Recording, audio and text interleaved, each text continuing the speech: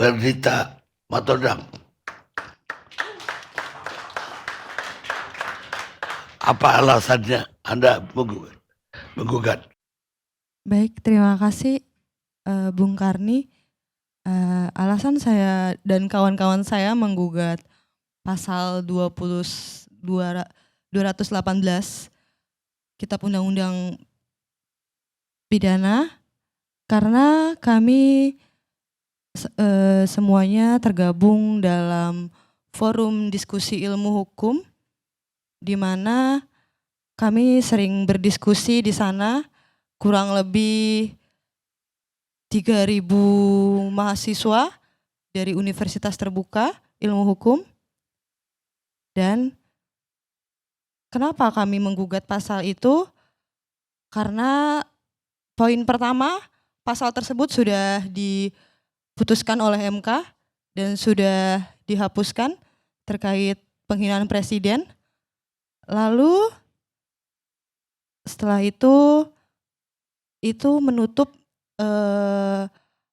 ruang diskusi kami di mana akan timbul efek gentar karena kami para pemohon menganalogikan pasal 218 itu seperti mahasiswa hukum punya ruang kelas di mana kami di sana sering berdiskusi dan mengkritiki kebijakan pemerintah bakal presiden dan wakil presiden. Namun di kelas itu diberi tulisan bahwa boleh berdiskusi, tapi kalau sampai menyerang martabat presiden dipidana. Jadi seakan-akan diskusi itu tetap ada dalam teorinya, tapi secara psikologi kami sebagai mahasiswa, rasa ketakutan itu ada dan kami lebih baik memilih diam daripada nanti bisa kena efeknya, dan kami tidak tahu apakah itu benar-benar nanti kami bisa dipidana atau tidak, karena kami lebih memilih untuk menahan atau menghindari topik-topik tertentu, dan kami merasa kelas diskusi itu ada, tapi pola berpikir kami yang dimatikan. Seperti itu, Bung. Terima kasih. Baik, ada Universitas Terbuka. Kenapa, Bung? Dari Universitas. Iya, Universitas Terbuka, betul. Saya ingin ada tambahan nggak dari Ziko Leonard Simanjuntak? Terima kasih Bu Kardi. Ya, saya Ziko selaku kuasa hukum dari para mahasiswa ini. Para mahasiswa ini memang banyak menguji pasal, selain perkara ini pun yang perkara lain diuji, tapi kita fokus ke 218 ya. Jadi sebenarnya kalau kita lihat di putusan Mahkamah Konstitusi nomor 13/22 tahun 2006, itu kan pemerintah selalu berkutat bahwa kenapa ini sudah berbeda karena ini ada delik aduannya sudah dihapus, dan kemudian ini bukan untuk diskriminasi karena memang kekhususan bagi presiden. Tapi sebenarnya lupa diamati di dalam putusan MK itu di halaman 59 sampai 62, di pertimbangan itu kan banyak rasional disidendi, alasan-alasan kenapa MK memutuskan menghapus. Setidak-tidaknya ada 3 yang terlewat oleh pembentuk undang-undang, dalam hal ini KUHP baru. Pertama, bahwa MK mengatakan batasnya ini akan kabur, tidak jelas antara mengkritik dan menghina, yaitu debatable lah. Tapi itu yang pertama MK katakan.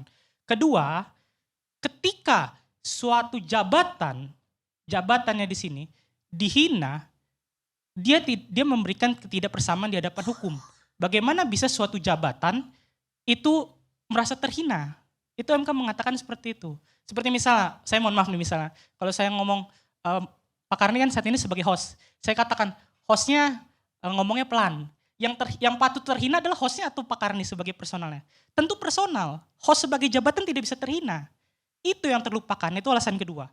Alasan ketiga, yang paling terlewat dari semua pembentuk undang-undang, alasan paling ketiga ini, MK mengatakan begini, jika suatu saat worst case skenario-nya adalah ada impeachment terhadap presiden, suatu saat skenario terburuk terjadi impeachment terhadap presiden, ada proses impeachment terhadap presiden dan dilakukan prosedur hukum mencari fakta, mencari saksi, tidak ada yang berani bersaksi karena mereka takut kena pasal penghinaan presiden. Itu di pertimbangan MK mengatakan begitu.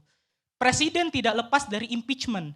Jika pasal ini ada, tidak ada yang berani bersaksi jika suatu saat presiden melakukan pelanggaran konstitusi. MK mengatakan seperti itu dan hal inilah yang terlewat dari pembentuk undang-undang. Demikian Pak Karni. Apa keberatan Anda terhadap KUHP ini hanya soal itu? Banyak ya, kita ada 11 perkara KUHP baru, tapi kan kami dipanggil ke sini saat ini pemohonnya untuk 218, tapi kalau perkara lain pun ada yang kami uji dan akan berjalan sidangnya, gitu ya Pak Karni. Dan udah masuk? Beberapa sudah masuk, jadi kalau saya tidak salah ingat sudah 9 yang masuk ya, masih ada 2 yang dalam progres. Apa aja itu?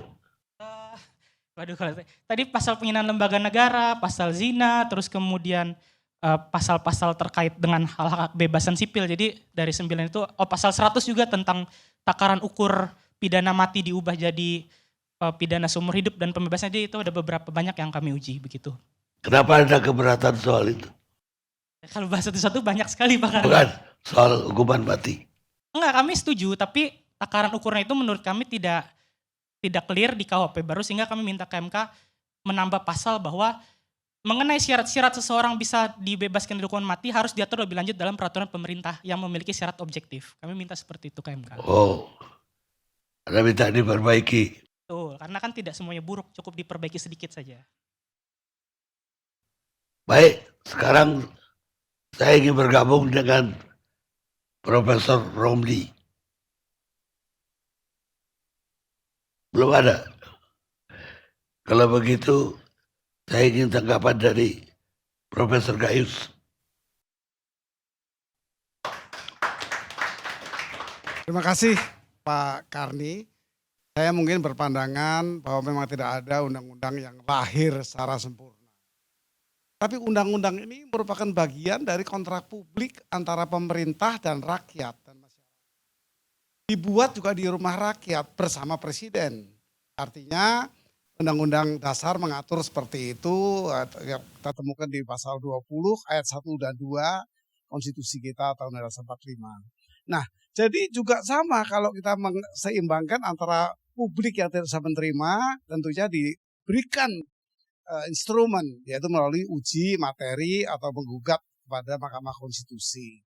Tapi saya tetap berpendapat bahwa yang saya temukan di undang-undang yang baru diberlakukan beberapa hari yang lalu itu bagi saya cukup baik ya.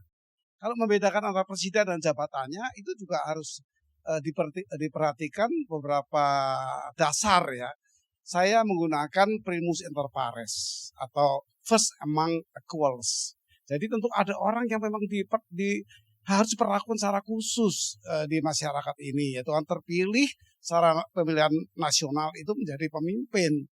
Nah kalau tidak dikhususkan ya tentunya sulit orang untuk mencoba untuk membedakan antara jabatan seseorang sebagai presiden dan pribadi presiden itu. Kedua, saya berpendapat bahwa kita ini negara hukum, ya. Artinya hukum itulah sebagai dasar untuk kita mengatur kepala negara. Tentu harus bisa dipakai hal-hal yang tadi sudah ada naskah akademik, sudah ada RDPU, rapat dengar pendapat umum di DPR, itu tentu kesempatan-kesempatan sebelum rancangan undang-undang ini disahkan. Jadi itu sudah diberikan waktu-waktu yang sangat luas ya. Bahkan kemudian berlaku 2 tahun kemudian kalau KUHP. Ini pandangan saya, sehingga berapa pasal tadi tentunya saya menjawab sekitar itu. Lalu yang terakhir saya harus mengatakan bahwa secara hukum administrasi pengendali masyarakat dalam konteks kontrak publik untuk menerbitkan sebuah undang-undang itu ya sudah jelas itu memang ya harus diberlakukan. Karena pemerintah itu disebut sebagai bestuur handelingan. Dia pengendali masyarakat karena rakyatnya yang berkontrak dengan negara. Sementara itu Pak Karni. Baik,